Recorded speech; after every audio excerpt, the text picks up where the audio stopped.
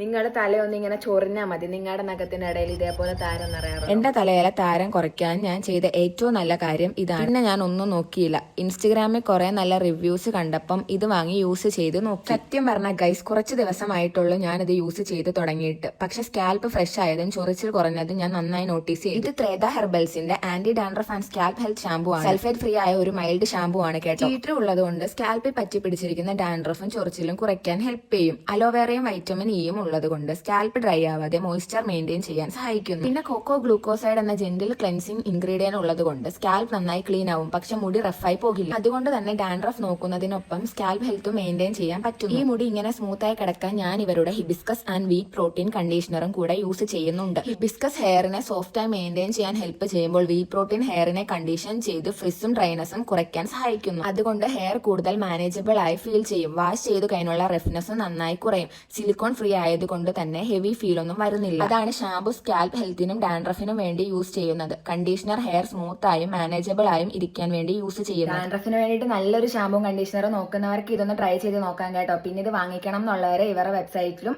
ആമസോണിലും കിട്ടും. പിന്നെ വാട്സപ്പ് വഴി ഓർഡർ ചെയ്യാൻ പറ്റും കേട്ടോ.